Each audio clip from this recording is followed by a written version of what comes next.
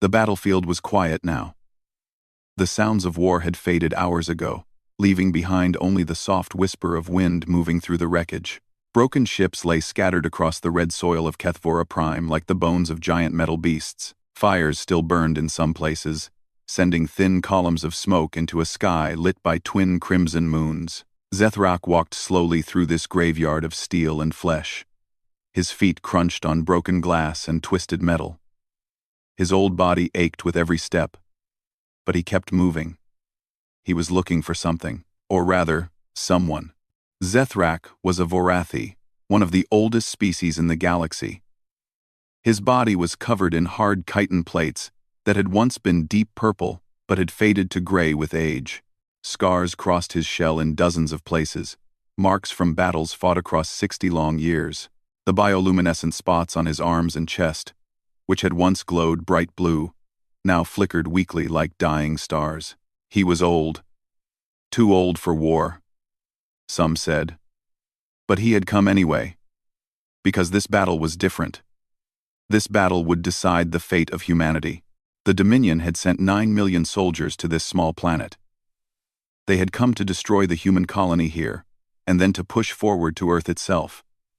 They had expected an easy victory. Humans were young. Humans were soft. Humans would break. They had been wrong. Zethrak stopped walking. He had found what he was looking for. Beneath a collapsed gunship, half buried in rubble, lay a young Dominion officer. His armor was cracked and leaking silver blood into the dirt. His 4 eyes stared up at the sky, filled with pain and confusion. He was young, so very young, barely past his 3rd molting. The old warrior knelt down slowly. His joints made crackling sounds as he lowered himself to the ground. The young soldier turned his head.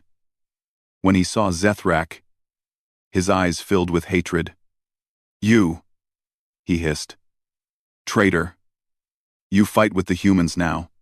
"I do," Zethrak said calmly. "Then finish it. Kill me like the vermin lover you are." Zethrak did not move. He simply sat there, looking at the dying young soldier with something that might have been sadness. "What is your name?" he asked. The young one seemed surprised by the question. "Kethul," he finally said. "Strike Lieutenant Kethul of the 7th Swarm." "You are dying, Kethul of the 7th Swarm." "I know." The young soldier's voice was bitter. "My spine is broken. I felt it snap when the ship fell. I cannot feel my lower limbs." Zethrak nodded slowly. "Nothing can save you now. Your body is shutting down. You have perhaps an hour. Maybe less. Then why are you here? To watch me die? To mock me? No." The old warrior shifted his weight, trying to find a more comfortable position on the hard ground. "I am here because I want to tell you something. Something important. Something you deserve to know before you go." Kethul made a sound of disgust. "I don't want to hear your human propaganda. I don't want to hear how wonderful your precious vermin are." "It's not propaganda," Zethrak said quietly. "It's the truth. You came here to destroy humanity. Your commanders told you they were weak. They told you humans were primitive animals, dangerous only in numbers, easy to crush with superior firepower. They were wrong about the firepower," Kethul admitted bitterly. "But the rest is true. Humans are nothing. They live for barely 100 years. They have no natural armor. They cannot see in the dark or breathe underwater. They are fragile little creatures who should have stayed on their tiny blue planet." Zethrak was silent for a long moment. Above them, the moons continued their slow journey across the sky. In the distance, human transport ships were landing, their lights cutting through the darkness. "I said those same words once." The old warrior finally spoke. 60 cycles ago. I believed them with all my hearts. I believed humans were nothing more than clever animals, dangerous pests that needed to be eliminated before they could spread. And now you betray your own kind for them. I do not betray my kind. The Vorathi Confederacy has been allied with humanity for 40 years now. We chose our side long ago. Kethul spat silver blood onto the ground. "Cowards! Weaklings! You saw which way the wind was blowing and changed your colors. No. Zethrak's voice was firm but not angry. We saw the truth. We saw what humans really are. And we decided we would rather stand beside them than against them. What truth? What could you possibly have seen in these creatures? The old warrior looked toward the horizon. The human ships had landed now. Figures were moving among the wreckage. And Zethrak could see that they were collecting wounded soldiers. Not just human soldiers. Dominion soldiers too. Their enemies. Before you die, Zethrak said, turning back to the young soldier. I want to tell you who humans really are. Not what your commanders told you. Not what the propaganda claims. The truth. The real truth about humanity. Keth-Ul stared at him with pain-filled eyes. Why? What does it matter now? I'm dying. My fleet is destroyed. The invasion has failed. What difference does the truth make? Because you are young, Zethrak said softly. And you are about to die believing a lie. That seems wrong to me. Every soldier deserves to know why they fought. Every soldier deserves to understand what they died for, and what they died against. The young officer was quiet for a long time. His breathing was becoming more labored, more difficult. The silver blood continued to seep from his wounds. Fine, he finally said. Tell me your truth, old one. I have nothing else to do but die. I might as well listen to your stories while I wait. Zethrak nodded slowly. He looked up at the crimson moons, and his mind traveled back through the years. Back to when he had been young and strong and full of certainty. Back to when he had first met humanity. It began 60 years ago, he said, his voice growing distant with memory. I was a young strike commander, proud, arrogant, convinced that the Vorathi were the greatest species in the galaxy. And then I met a human named Katie. He paused, and something that might have been a smile crossed his alien features. She saved my life. And in doing so, she changed everything I believed about the universe. Keth-Ul said nothing. He simply lay there, dying, and listened as the old warrior began his story. And in the distance, human medics continued to move among the fallen, treating friend and enemy alike, their small lights flickering like stars against the darkness of the battlefield. Zethrak's eyes grew distant as he remembered. The memories were old now, worn smooth by time like stones in a river, but they remained clear. Some things you never forget. 60 years ago, he began. The Vorathi Confederacy was the most powerful force in this sector of the galaxy. We had conquered 12 star systems. We had crushed the Kelrani Empire. We believed we were unstoppable, and then a strange ship appeared in our territory. Keth-Ul listened in silence, too weak now to interrupt. It was a human vessel. A colony ship called the Wandering Dawn. It had been traveling for nearly a century. Its crew frozen in cryogenic sleep. They had no idea they had drifted into our space. They were completely helpless, completely unaware of the danger they were in. Zethrak paused, remembering how that ship had looked on his scanner, so small, so fragile, like a seed pod floating on an ocean of stars. Our protocol was simple. Unknown vessels were to be destroyed. No exceptions. No mercy. I was sent with my squadron to eliminate the ship and everyone aboard. As you should have, Keth-Ul whispered. That is the way of things. That is what I believed. Zethrak nodded slowly. I led my fighters toward the human ship. I was ready to fire. But then something happened. A malfunction in my engine core. My ship began to break apart around me. He touched a long scar on his chest, a memory of that day written in his flesh. I crashed on a barren moon. The same moon where the human ship had landed for emergency repairs. I should have died in that crash. The impact shattered my cockpit. The cold of space rushed in. I felt my blood freezing in my veins. But you survived. I did. Because of her. Zethrak's voice softened as he spoke the name. Katie. She was an engineer on the Wandering Dawn. She saw my ship crash from across the moon's surface. She saw the fire and the smoke, and she came to help. Keth-Ul made a weak sound of confusion. She came? Toward an enemy ship? Why? That is exactly what I asked her. Many times. A strange expression crossed the old warrior's face, something like wonder. She saw a crash. She saw someone might be hurt. That was all she needed to know. He remembered waking up in a small room, surrounded by strange smells and soft sounds. Everything hurt. His vision was blurry. And then he saw her face looking down at him, blue eyes, the color of a nebula, soft skin with no armor or scales, hair the color of sunset on a desert world. She didn't speak my language. I didn't speak hers. We had no translators, no shared words. But she smiled at me and touched my arm gently. And somehow I understood that she meant no harm. She was a fool, Cthulhu said, but his voice had lost some of its edge. You could have killed her. I could have. I thought about it. When I first woke up, my training screamed at me to attack, to escape, to kill everyone on that ship, and signal for rescue.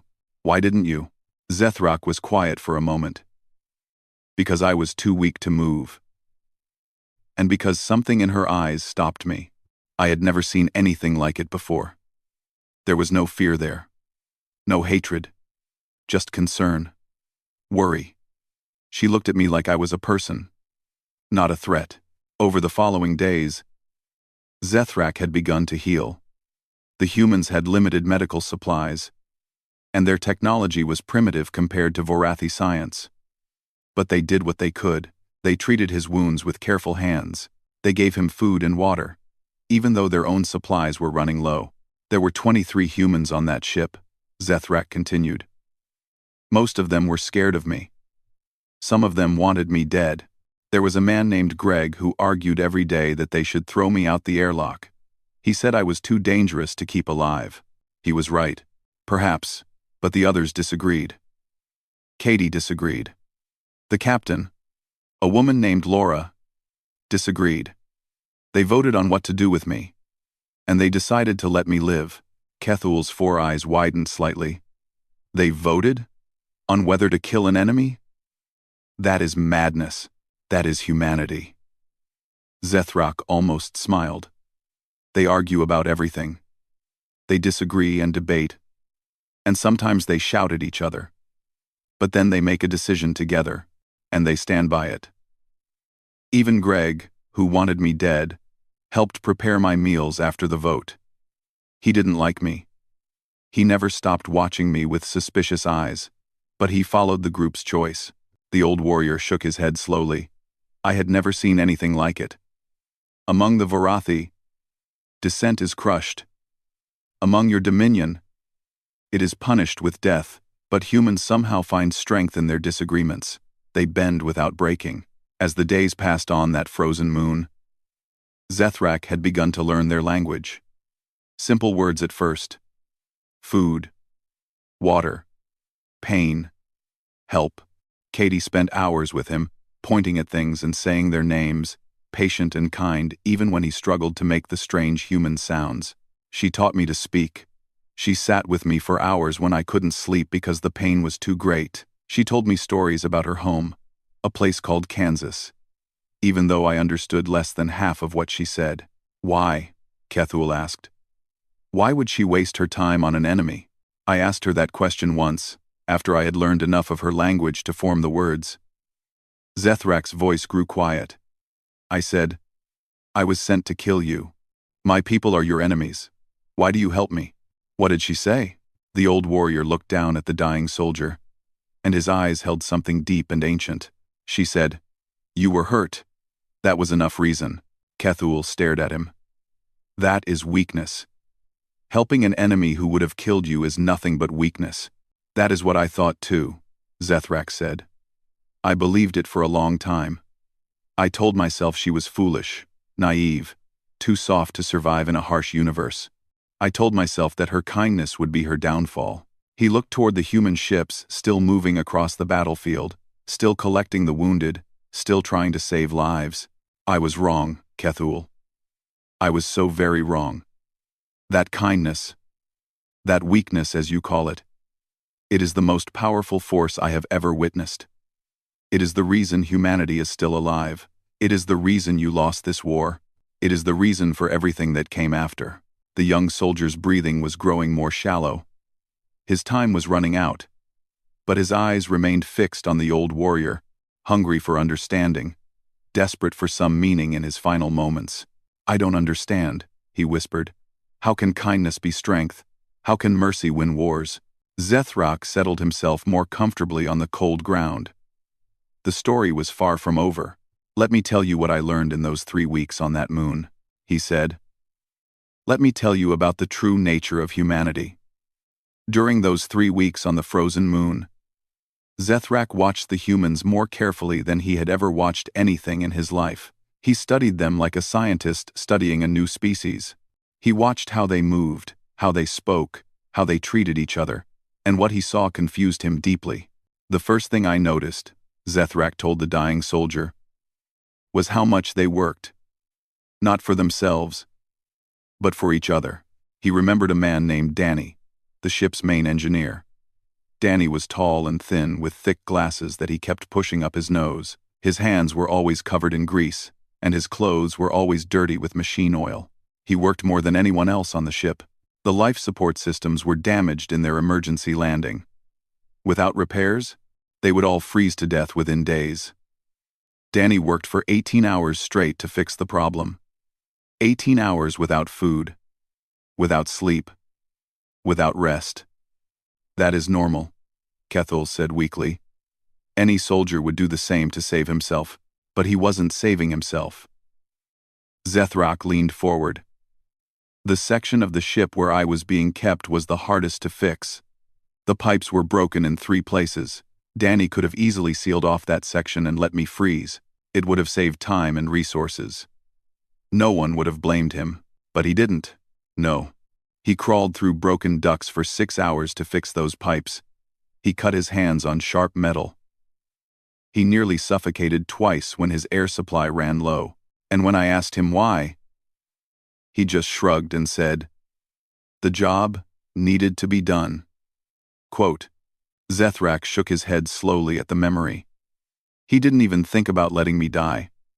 The idea never crossed his mind. I was a patient in their medical bay, and that made me his responsibility. Simple as that." The old warrior continued his story. He told Kethul about Sam, the ship's doctor. Sam was a tired man with gray hair and sad eyes. He had been a doctor for 40 years, and he moved with the slow patience of someone who had seen too much suffering. Their medical supplies were limited. Very limited. They had been in cryosleep for nearly a century, and much of their medicine had expired. Sam had to make difficult choices every day about what to use and what to save. "And yet he wasted supplies on you." "He did. He cleaned my wounds every morning. He gave me medicine for the pain. He checked my vital signs and adjusted my treatment when something wasn't working." Zethrak's voice grew soft.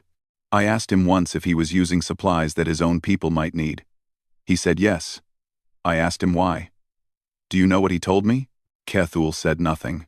He just lay there, listening, his silver blood slowly pooling beneath him. He said, "A doctor treats the patient in front of him. That's the job. That's always been the job." And then he went back to checking my bandages.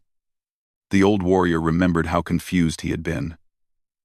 In the Vorathi military, wounded enemies were left to die. It was efficient. It was logical. Why waste resources on someone who had tried to kill you? But humans didn't think that way. They couldn't think that way. Something in their nature made it impossible for them to ignore suffering. Even the suffering of an enemy.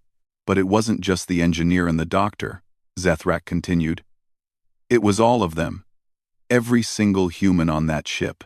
He told Kethul about the day their food supplies ran low. The colony ship had carried enough food for several months, but much of it had spoiled during the emergency landing. The humans had to start rationing. Captain Laura called a meeting. She was a hard woman, weathered by years of command, with a voice like cracking ice. She explained the situation. They had food for 2 more weeks if they were careful, 3 weeks if they cut portions. "And you? Did they cut your portions?" "No." Zethrak still found it hard to believe. Even after all these years, Laura asked the crew what they wanted to do. Some said they should stop feeding me entirely. Others said they should give me less. But Katie stood up and said that I was still recovering, that I needed full meals to heal properly. And they listened to her? They argued. They shouted. Greg threw a plate across the room and stormed out. But in the end, they voted. 14-9 in favor of keeping my portions the same. And after that, everyone accepted the decision. Even Greg, the old warrior's voice grew heavy with emotion. Do you understand what that means? They chose to go hungry so that an enemy could eat. They sacrificed their own comfort for someone who had been sent to kill them. Kethuel's eyes had lost some of their hatred. Confusion had taken its place. I don't understand. This makes no sense. How could such a species survive? How could they last even a single generation with such foolish kindness? That is what I wondered too. Zethrak nodded slowly. I thought they were weak. I thought their compassion would be their destruction. But I was watching with the wrong eyes. I was measuring them by the wrong standards. He paused, gathering his thoughts. You see, I thought strength meant hardness. I thought power meant cruelty. That is what the Varathi taught. That is what your dominion teaches. The strong survive. The weak die. Kill or be killed. Yes, that is the truth of the universe. No. The old warrior's voice was firm. That is a lie. The truth is something else entirely. He gestured toward the distant ships, where humans were still working to save lives. Humans are soft. Their bodies are weak. They die easily and quickly. 100 years is a long life for them. They have no natural weapons, no armor, no venom or claws. By every measure the Dominion uses, they should be nothing. Prey animals at best. And yet they won. And yet they won. Zethrak agreed. Because their softness is not weakness. Their kindness is not foolishness. Do you know what happens when you show compassion to a human? When you help them in their time of need? Kethuel shook his head slightly. They remember. They remember forever. And they become loyal in a way that no fear or force can create. They will die for each other. They will cross galaxies for each other. They will fight against impossible odds for each other. The old warrior leaned closer to the dying soldier. That is their secret. That is their power.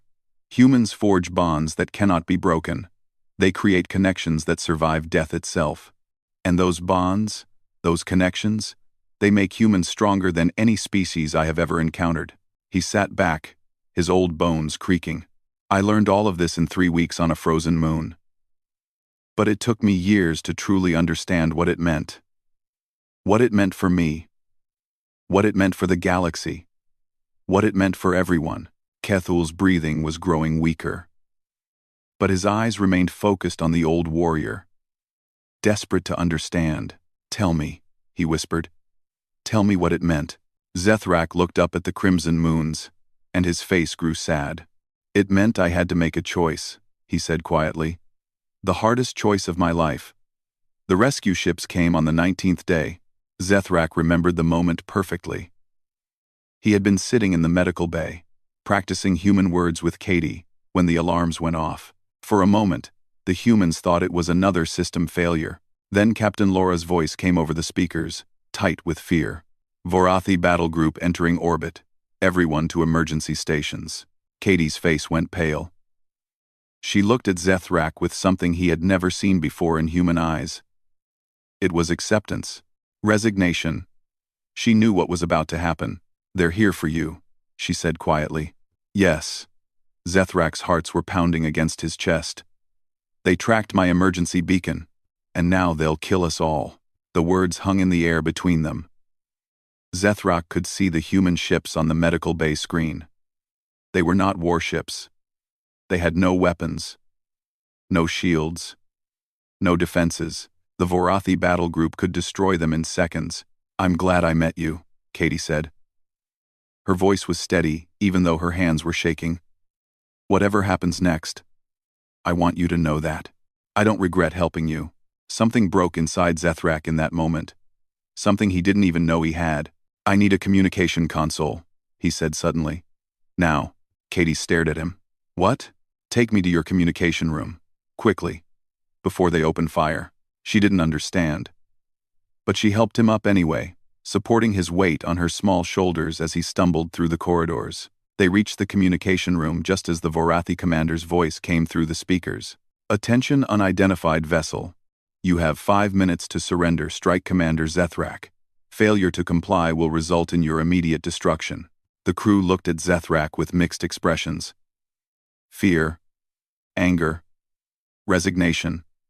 Greg's hand moved toward a metal pipe. "Ready to strike." "Let me talk to them," Zethrak said. Captain Laura stared at him for a long moment. Then she nodded and stepped aside from the console. Zethrak pressed the transmission button. His throat was dry. His hands were trembling. What he was about to do would change everything. "This is Strike Commander Zethrak," he said in his native language. "I have been held prisoner by these creatures for the past 19 days. They are a slave race called humans, barely sentient. They pose no threat to the Confederacy." Silence on the other end. Then, "Explain why you have been in contact for so long." "My injuries were severe. I needed time to heal. These creatures are too primitive to understand the value of a Vorathi officer. They kept me alive, hoping to trade me for technology." Kethul, listening to the story on the battlefield, made a soft sound. "You lied to your own people." "I did." Zethrak's voice was heavy with old guilt. "I gave them false coordinates for the human homeworld. I told them humanity was scattered across a dozen dying worlds, too weak and divided to be worth conquering. I bought them time, years of time. Why? You were a commander. You had honor. You had duty." The old warrior was silent for a long moment. When he spoke again, his voice was thick with emotion, because something happened the day before the rescue ships came. Something I have never forgotten. Something I will carry with me until I die. He told Kethul about Katie's nephew. The boy's name was Andy.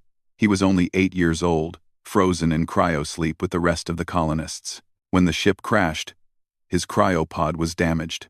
He died without ever waking up, without ever knowing what had happened. I didn't know about him until that day. Katie never mentioned him. She never talked about her own pain. But on the 18th night, I couldn't sleep, and I wandered the ship looking for her. I found the crew gathered in the cargo bay. He remembered the scene so clearly, the small body wrapped in white cloth.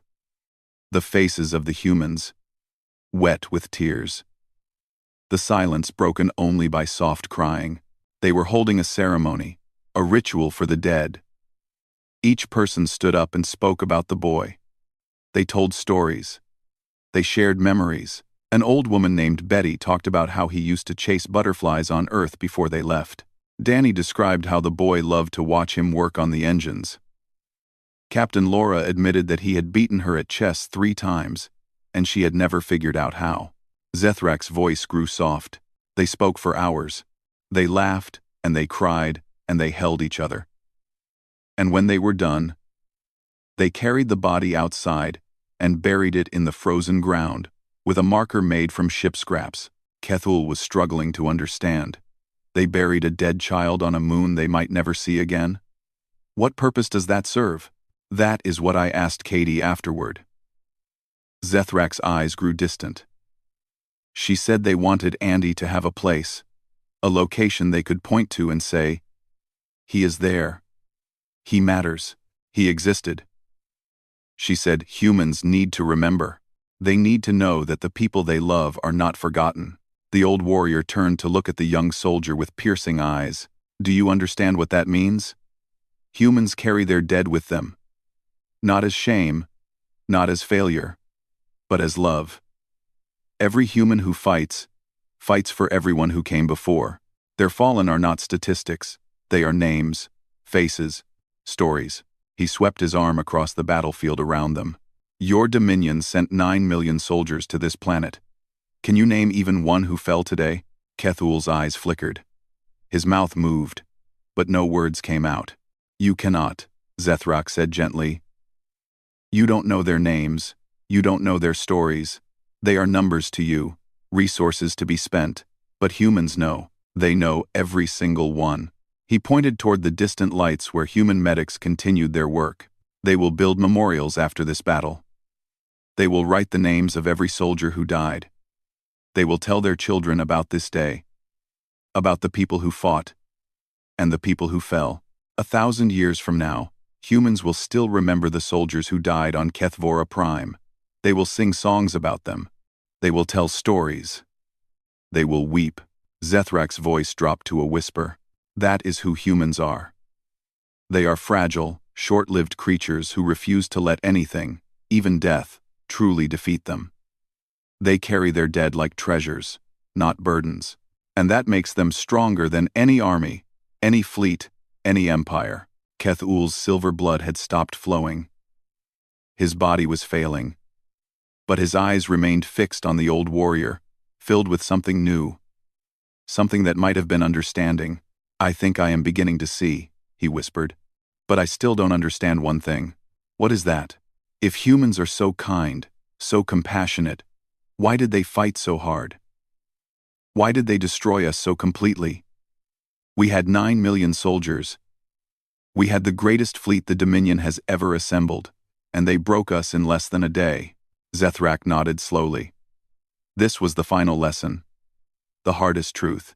Because kindness and strength are not opposites, he said. And mercy is not the same as weakness. Let me tell you about the other side of humanity. Zethrak looked at the young soldier, and his eyes held the weight of 60 years. 60 years of war.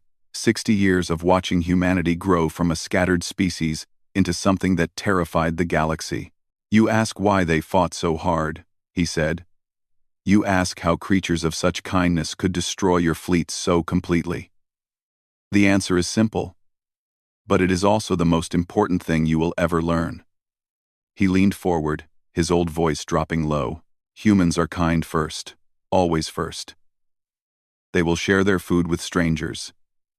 They will save enemies who tried to kill them. They will cross the galaxy to rescue a single lost child. Their compassion is boundless, endless, deeper than any ocean on any world. Keth-Ul's breathing had become shallow and irregular.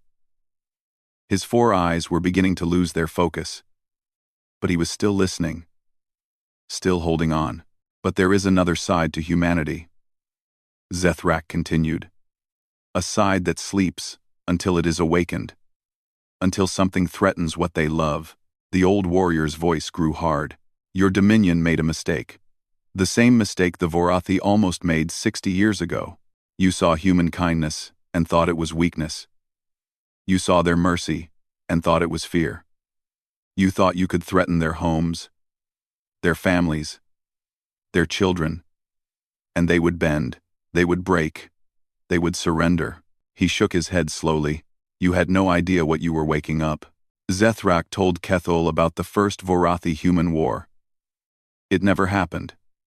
Thanks to his lies, the Confederacy ignored humanity for decades.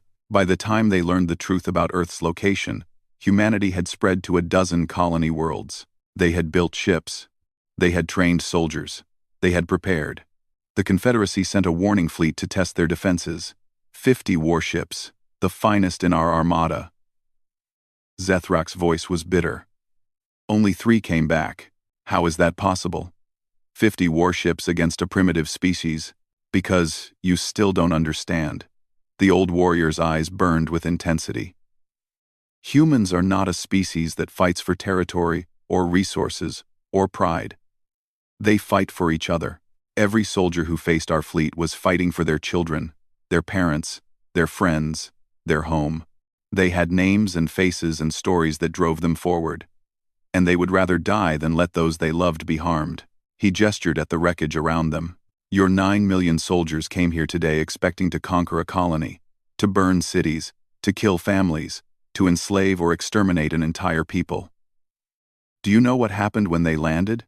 Keth-Ul remembered the chaos, the confusion, the impossible wall of fire that had met them the moment they touched the ground. Every human on this planet fought, Zethrak said. Not just soldiers. Farmers picked up weapons. Teachers built barricades. Children carried ammunition to the defensive lines. Elderly couples who could barely walk manned medical stations. An entire civilization transformed itself into a single weapon in less than an hour. His voice softened, because every one of them knew someone they loved was in danger. Every one of them had a name in their heart, a face in their mind, a person they refused to let die.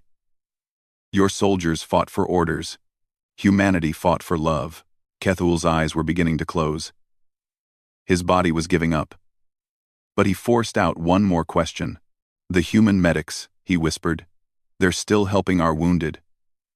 After everything we did. Why? As if in answer, footsteps approached. Zethrak turned to see a young human walking toward them. He wore the uniform of a field medic, and his face was tired but kind. His name tag read, Tyler. Tyler knelt down beside them. He looked at Kethul, then at Zethrak. His eyes held no hatred, no anger, only concern. Can we help him? Tyler asked. Zethrak looked at the young medic. 20 years old, maybe younger. He had probably never killed anyone in his life. Yet he was here, on a battlefield still smoking from the worst violence the galaxy had ever seen, asking if he could help an enemy soldier. Translate for me, Tyler said. I want him to understand. Zethrak nodded. He turned to Kethul and spoke in the Dominion language. He asks if there is anything he can do for you. Kethul stared at the human medic. This soft, fragile creature, who had every reason to hate him. Who had every right to walk away and let him die. No, Zethrak said softly, switching back to the human language. He is beyond help now. His spine is broken. His hearts are failing. Tyler's face fell. His shoulders slumped with genuine sadness. I'm sorry, he said. And he meant it. Zethrak could see that he truly, deeply, meant it. He translated the words for Kethul. The young soldier's eyes never left the human medic. His mouth moved, but no sound came out. He wants to know, Zethrak said to Tyler, though he was really just interpreting Kethul's expression rather than any words. Why you would be sorry. He was your enemy. He came to kill your people. Tyler was quiet for a moment. Then he said, he's dying. That's always sad. Doesn't matter whose side he was on. Someone somewhere loved him. Someone will miss him. Zethrak translated. Kethul's eyes widened, and a single tear of silver traced down his cheek. That is who humans are, Zethrak said quietly to the dying soldier. They see pain and they want to fix it. They see death and they mourn, even for enemies, even for those who would have destroyed them. Kethul's breathing was becoming irregular. His time was almost gone. Do you understand now? Zethrak asked. Do you see why your dominion failed? Why you never had a chance? The young soldier's mouth moved. Zethrak leaned closer to hear the whispered words. They are not weak, Kethul breathed. They are everything we should have been. Yes. Zethrak placed his hand gently on the dying soldier's chest. Yes, they are. Tyler reached out and took Kethul's hand. He held it gently, the way you might hold the hand of a scared child. He didn't speak. He just sat there, offering the simple comfort of not being alone. Kethul looked at the human, then at the old warrior, then up at the crimson moons still hanging in the sky. His eyes were peaceful now. The hatred and confusion had faded away, replaced by something else. Something quiet and calm. Tell them, he whispered with his last breath, that I understand. Then his eyes closed, and he was gone. Tyler bowed his head. Zethrak bowed his head. For a moment, they sat together in silence. An old alien warrior and a young human medic, honoring a fallen enemy. Then Tyler stood up. He pressed a button on his communicator. This is Medic Tyler. Grid reference 7-7. We have a deceased Dominion soldier here, requesting transport for remains. Transport confirmed. On our way. The young medic looked at Zethrak. Will you stay with him until they come? He shouldn't be alone. Zethrak nodded. I will stay. Tyler reached out and touched the old warrior's shoulder. A brief moment of connection. Then he walked away. Back into the darkness. Looking for more wounded to help. More lives to save. Zethrak sat with Kethuel's body until the transport arrived. He thought about Katie, long dead now of old age. He thought about Danny and Sam and Laura, and all the humans he had known over the years. He thought about the strange and wonderful species that had changed his life and changed the galaxy. Humans were kind in a universe that punished kindness. They remembered in a galaxy that forgot. They forgave in a cosmos that only knew vengeance. And they had won. Not because they were the strongest or the most brutal, but because they were the most stubbornly, impossibly, beautifully human. The transport arrived and took Kethuel's body away. They would bury him properly, Zethrak knew. They would record his name. Somewhere, in some memorial, there would be a place for a Dominion soldier who died far from home, because that is what humans do. They remember. They honor. They carry the dead with them like treasures.